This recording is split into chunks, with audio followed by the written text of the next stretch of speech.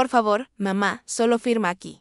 La voz de María tenía el mismo tono dulce y persuasivo que usaba de niña para pedir dinero para dulces. Pero ahora tenía 35 años y su mano presionaba la mía sobre un bolígrafo, mientras su esposo David me agarraba el brazo con una fuerza que me recorrió los huesos. Estábamos sentados en el banco rodeados de gente que realizaba sus trámites habituales, ajenos al drama que se desarrollaba en ese pequeño escritorio. Es solo rutina, mamá. Una pequeña transferencia para gestionar unos trámites. Pero sabía que mentía. Había visto los documentos. Esto no era nada, lo era todo. Mis $48,000 ahorrados. Todo lo que me quedaba después de que Roberto falleciera hace 3 años.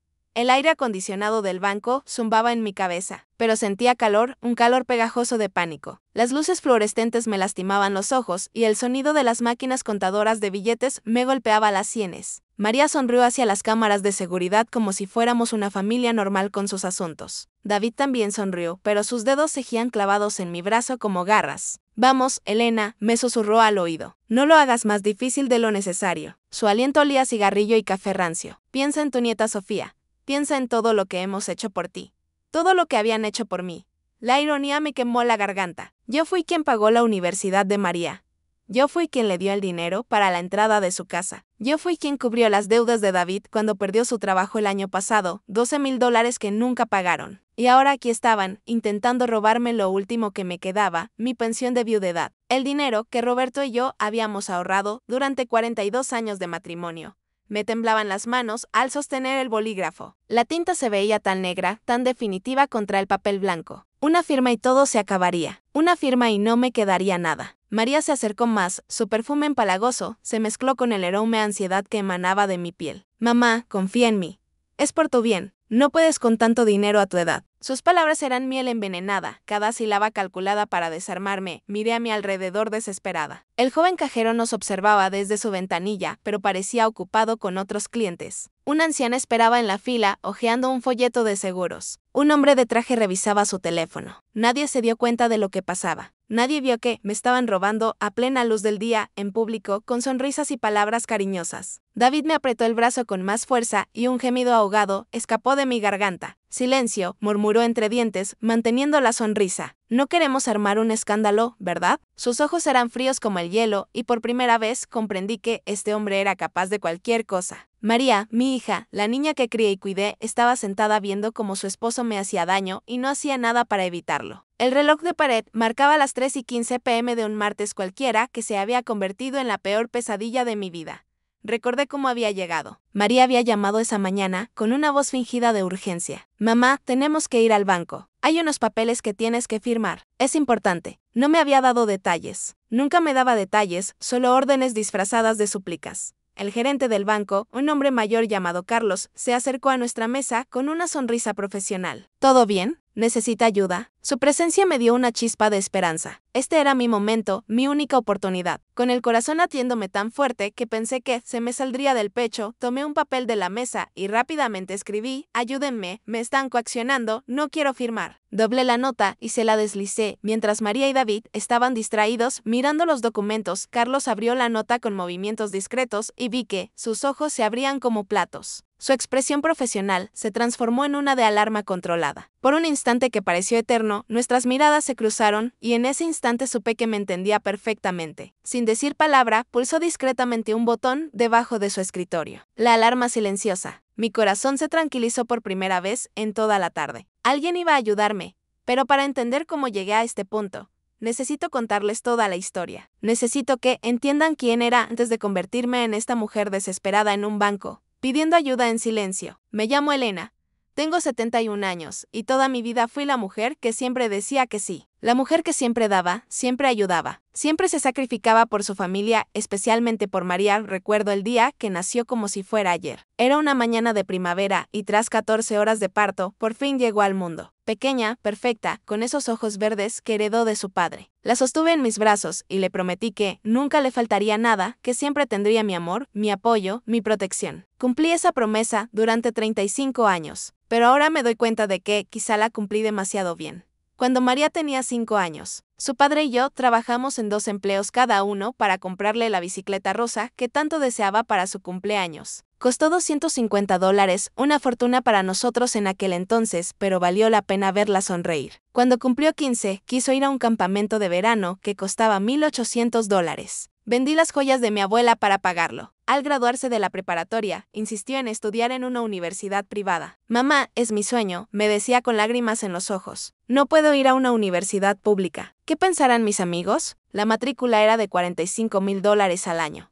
Dinero que no teníamos. Su padre y yo pedimos un préstamo usando nuestra casa como garantía. Trabajé turnos extra en la cafetería del hospital durante 4 años, limpiando mesas hasta altas horas de la noche, con los pies hinchados y dolor de espalda. Todo para que María pudiera obtener su título universitario. Se graduó con honores en Administración de Empresas y lloré de orgullo en la ceremonia. Pensé que por fin podría descansar, que había cumplido con mi deber de madre.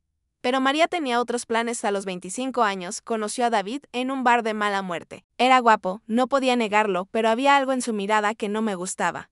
Una frialdad, una mirada calculadora que me ponía de los nervios. Cuando me lo presentó, lo primero que hizo fue preguntarme si la casa estaba completamente pagada. No fue un mucho gusto, señora. No fue un he oído hablar mucho de usted. Solo una pregunta sobre dinero. Debería haberlo tomado como una señal de alerta.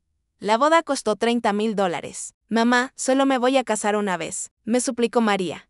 Quiero que sea perfecta. Quise protestar, decirle que no teníamos ese dinero, que a su padre le acababan de diagnosticar diabetes y que necesitábamos ahorrar para sus medicamentos. Pero la vi tan feliz, tan emocionada, que no pude negarme. Pedimos otro préstamo. La boda fue preciosa, debo admitirlo. María estaba radiante con su vestido de encaje blanco, como una princesa de cuento de hadas. David sonrió, pero noté que su mirada constantemente buscaba a los invitados más adinerados. Calculando, evaluando. Después de su luna de miel en Europa, otro gasto de $5,000 que tuvimos que cubrir porque no podían prescindir de una luna de miel. María y David se mudaron a un pequeño apartamento. Durante 6 meses pensé que por fin habían madurado, que iban a valerse por sí mismos. Pero entonces llegaron las llamadas. Mamá, se rompió el refrigerador. Mamá, el auto necesita reparaciones. Mamá, David perdió su trabajo y no podemos pagar la renta. Siempre era una emergencia, siempre urgente, y yo siempre decía que sí. 500 por aquí, 1,000 por allá. Pequeñas cantidades que, sumadas, representaban mi tranquilidad financiera. Cuando llevaban 2 años casados, María anunció que querían comprar una casa. Es una inversión, mamá, un paso hacia el futuro. La casa costaba $250,000 y necesitaban $50,000 para la entrada. No tenían ahorros, por supuesto. Su historial crediticio también era malo, por supuesto. ¿Podrías ayudarnos, mamá? Solo con la entrada. Te prometo que te devolveré hasta el último centavo. Esa fue la mayor promesa que María me hizo.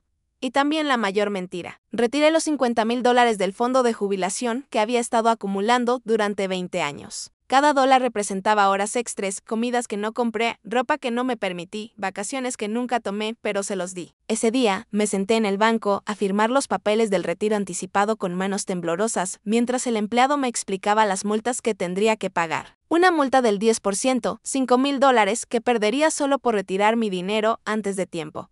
¿Está segura, señora?, preguntó el empleado con genuina preocupación. Una vez que retire estos fondos, no hay vuelta atrás. Le dije que sí, que estaba segura. Era por mi hija, era por su futuro, era para darle la estabilidad que yo nunca tuve. Firmé los papeles y caminé hacia casa de María con el cheque en la mano, sintiéndome como una heroína. Iba a salvar el día. Iba a hacer realidad el sueño americano de mi hija.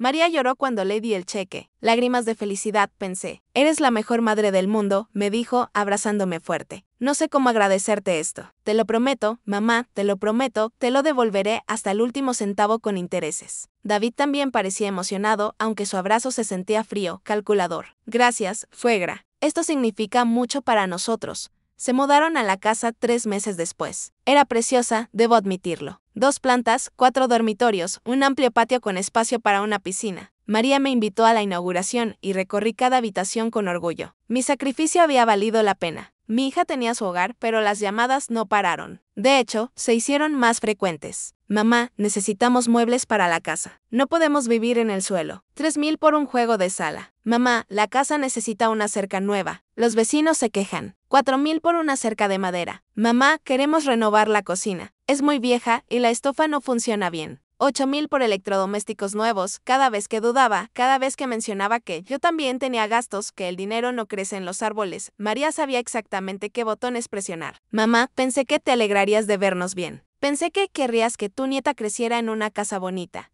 Y allí estaba Sofía, mi nieta de 8 años, la luz de mis ojos. El argumento más poderoso en el arsenal de manipulación de María.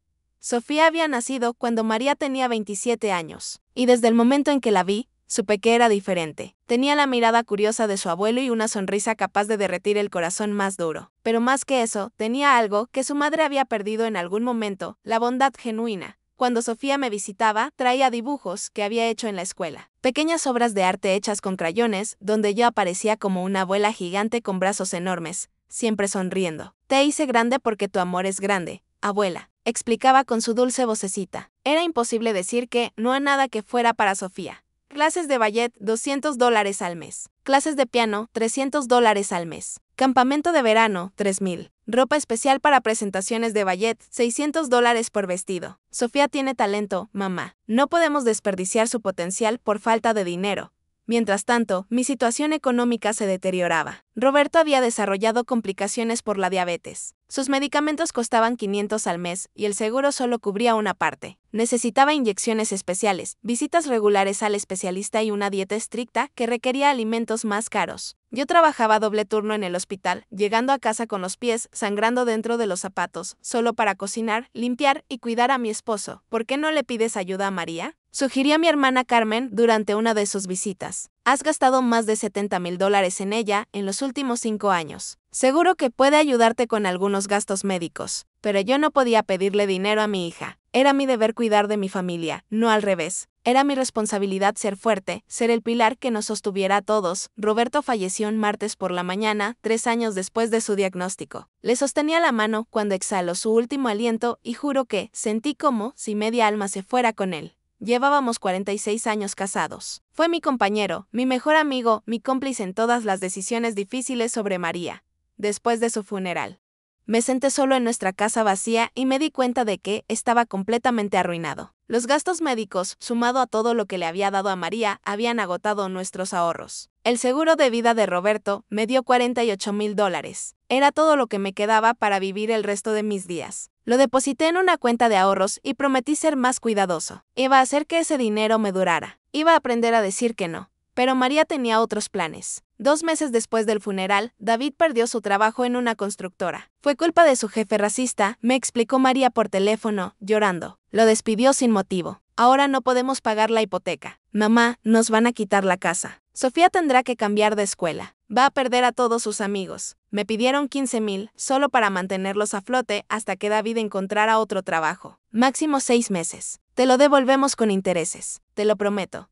Era casi la mitad de todo lo que me quedaba, pero la idea de que Sofía perdiera su casa me partía el corazón. Les devolví el dinero. David encontró trabajo 3 meses después, pero el dinero nunca regresó. Cuando preguntaba por él, siempre había una excusa. Estamos pagando deudas atrasadas, mamá. Tuvimos gastos inesperados con el coche. Sofía necesitaba ir al dentista y el seguro no lo cubría todo.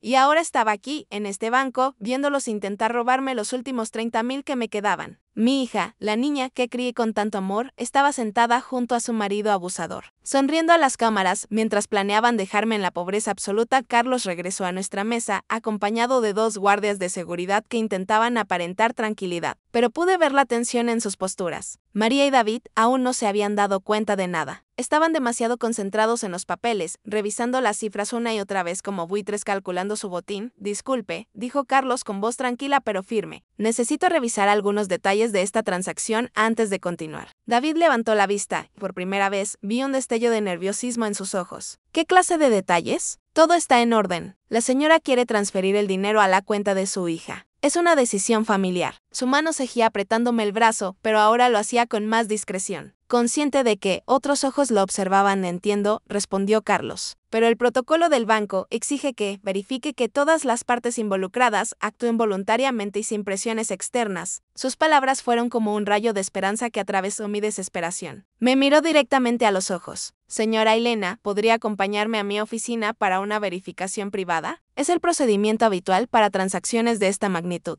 María se tensó al instante. No hace falta, señor. Mi madre ya lo ha decidido, ¿verdad, mamá? Su sonrisa se había vuelto forzada, artificial, como una máscara que se resquebrajaba. Podemos encargarnos de todo aquí mismo, en la mesa. No hay necesidad de complicaciones.